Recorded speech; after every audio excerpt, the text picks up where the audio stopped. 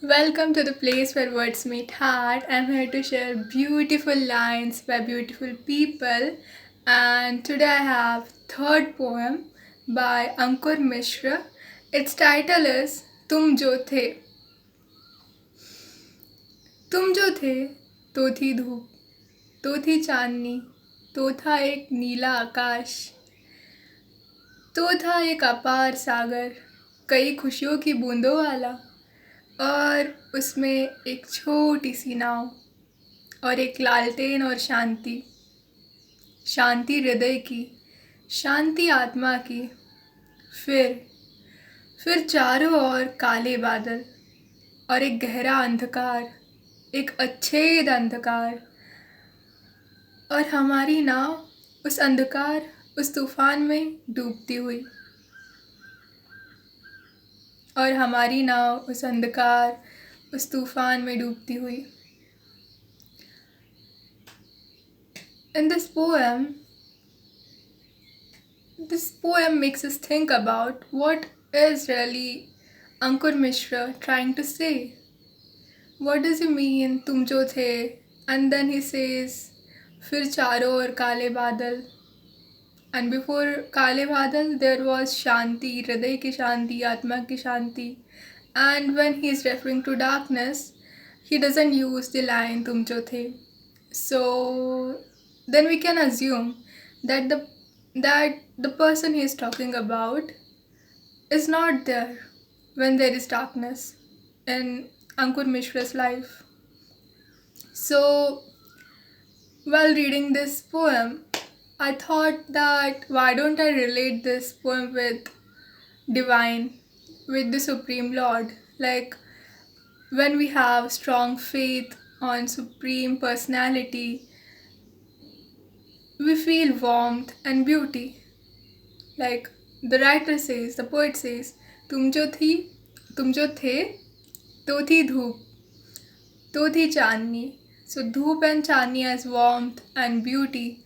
तो था एक नीला आकाश. And whenever we look at blue sky who is covering the whole earth, it makes us think about vastness, how huge it is, and it is open, there are no boundaries, and the big, the huge blue sky which is spread across everywhere, like wherever your eyes go, there you can find this blue sky spreading all across, and it makes you think about clarity, like everything is so clear. तो था एक अपार सागर, and apar sagar, the vast ocean. It makes us think about depth. It makes us think about abundance, like there it is whole another world.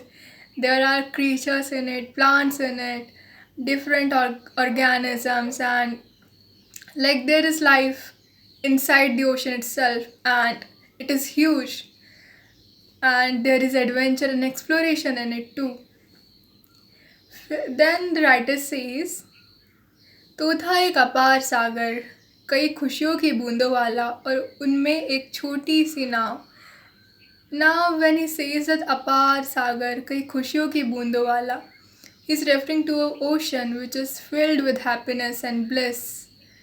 And there he says that उसमें एक छोटी सी नाव, एक लालटेन और शांति. Now the small boat of the writer he is riding on in this ocean of bliss. He is content with the peace and the clarity he has, like laltain lamp he is holding. We can relate it with clarity, like he knows where he is and he knows where he is going. So all this he is experiencing when he's speaking about the person who is there with him. And while I'm reading this, I consider this person as the divine, when I'm sure, when I have full faith that the divine is with me, I'm blessed and I'm protected. And then I'm able to feel this bliss, this peace, this love, and I'm sure and I have clear vision that where I am, I am and where I'm going, and I'm sure that wherever the divine is leading me, it is best for me. But for it, the first basic requirement is to have strong faith and complete surrender. Only when you completely surrender to the divine, only then you are able to experience the divine. Because when there is ego, when there is that feeling of I, you cannot experience divine. So, it is either this false ego or divine. To experience the divine, we have to completely let go of that I, this ego. Only then we are able to experience the divine light. Now, the person, tum jo the, which poet was speaking about, now he is not there. Maybe the poet is not able to see. Maybe the faith he had, it somehow got shaken. Maybe his ego started speaking, and he just he's not able to keep up with it. His mind might be making different stories, and because of which he felt that he has gotten weaker. So now he sees that there is चारों ओर काले बादल और एक गहरा अंधकार, एक अच्छेद अंधकार. Now he sees that there are dark clouds everywhere, and एक गहरा deep darkness. Like you don't know how deep it is, you don't know its end. That kind of darkness.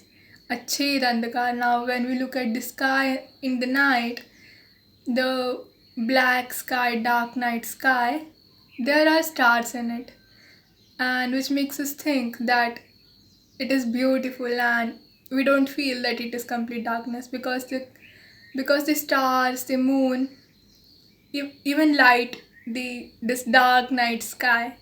But when writer is saying there is this deep andhakar, अच्छेद अंधकार, so there are no stars in the sky. और हमारी नाव उस अंधकार उस तूफान में डूबती हुई. And there he sees that he has lost the balance. He is not able to control his boat, and maybe his boat is not able to survive in this storm that he is going through, in this darkness. I guess this is just a phase of the poet's life, and which resembles the storm in the sea. But I'm sure that he will again regain his strong faith over the divine, and again he will be rowing his boat in this blissful ocean. Thank you so much for listening to me. I'll see you in next one. Till then, bye.